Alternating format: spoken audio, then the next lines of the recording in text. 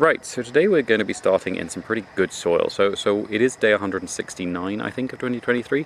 We're going to be planting for day 163 and then 164 of 2023 because I missed a couple of weeks. Also, first up, we're going in an area underneath some bamboo and an avocado tree, and this area gets an awful lot of very heavy leaf litter, which has two effects. The first off is it makes this wonderful carbon-rich soil. Because that sheltered soil, it means there's an awful lot of sort of microbial life in there moving around. There's a few sort of perennial root plants coming up here, so a few wildflowers pop up from roots down under here.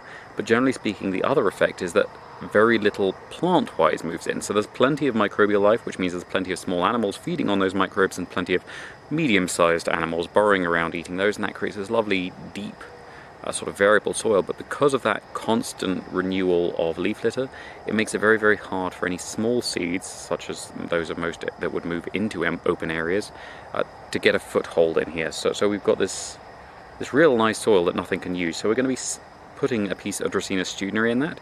So you can see how hardy this is, because this actually, the top of it broke off when I went to get it out of a friend's much larger tree. I didn't realize quite how I was dropping it, and it bounced around a bit, and when it hit the ground, the top snapped off. So I planted the top separately. I think that went in a previous video, and we're planting the bottom today, and you can see another little shoot has opened up on it. So we've got another little head coming here already. It has actually rooted reasonably well, but not quite as well as the aloe arborescens, which went in around the same time. Dracaenas, although they root very readily, root very, very slowly compared to a lot of other plants that grow well from cutting. We're also going to be putting, because any of the smaller calincos would get completely lost in here, but I do want something to act as a ground cover around here, because just as it's getting established, this Dracaena will want a certain amount of shelter around its base. They really don't like drying out too much.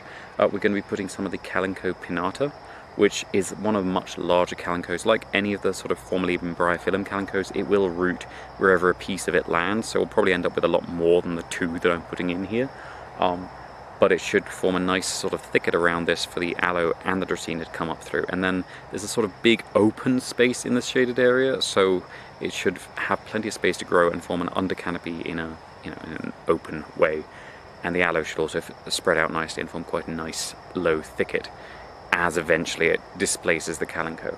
For day 164, we're going with something a little bit more unusual. So a friend recently gave this to me after I was surprised to see it in their garden. So this is Sambuca nigra, I think, which is the elderberry, which is one that my grandmother in the UK, as opposed to my Zambian grandmother whose land this was originally, she has quite a few of these growing around her garden, and she makes elderflower cordial and things like that from it. And it's quite a regular thing when I'm sent there, is that the elder is a very vigorous grower and it always needs cutting back, which is a great source of compost and a great sort of carbon sink, and I hope it'll grow that vigorously here, and that I can train it up into a little bit of a small tree, because there's going to be a citrus tree which is a couple of meters away from it on one side and a mango tree a couple of meters away from it on the other, and because this is a temperate tree, we're planting it only about a meter to the east of an evergreen hedge, which should stop it from overheating in the afternoon sun. But because this does like quite bright light, I'm hoping it will be getting enough of that from the morning sun before the sun goes beyond the hedge. And then eventually the trees around it will be pruned up, and this will be lower, but they will be pruned more or less in a line, so it'll still be getting the morning side sun, and just then in midday and the afternoon it will be less bright, and that should stop it from burning and dehydrating too much. These do like a heavy clay soil, and so this very dead soil this is going in, which is very, very compacted, very fine sand, is probably the most water retaining soil we've got here. They do very well on a rich loam, of course, but basically it's a water retaining soil is what they want, and that is something that is a little challenging for me, but hopefully this will do. It's going to be keep getting a piece of the Alocameroni and a couple of pieces of the Calico blossfeldiana, because this is an area that stays quite low, an area where I can keep those visible and where they should flower and look quite nice as they spread out and form a little succulent flowering barrier around this.